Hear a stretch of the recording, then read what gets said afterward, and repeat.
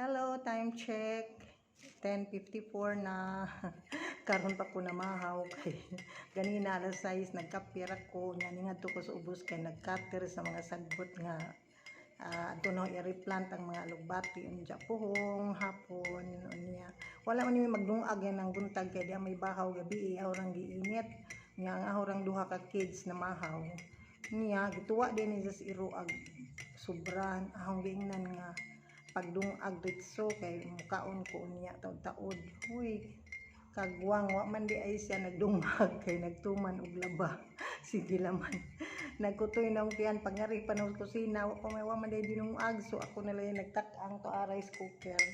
Unya kay di naman jud ko kahuwat sa pagkaluto so sa bugas. So mo nang magmerkano na lang pug kuron. So di ra ko ganahan ang tapod og merkano pero sao mang gigutom naman jud ko. So di na to ay ang inununan dito nang lain man pud og karing slice bread iparis. So lami ka to i-reserve to nang unja kay lami tong luto ibaog-baog. So sige guys, magkaon ta guys kay murag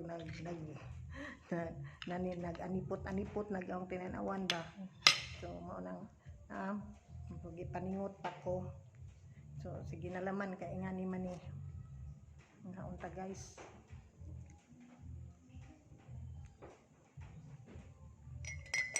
Bisa di ta amerikano, sige na laman. Nga na kape. Palisan itong kape kay gawat pantulak. So kanang daning, murag daning paniudtom, tapong snacks, bawo tan-awon naman ni unyaw. Ano sa apuntaman gutmon mo na po itong paniudto. So nga ni running buhay or life by guys no. Basag asa ta ibala, sige na laman basta importante baskog kalawas. So thank you Lord, mga unta, dali na mo.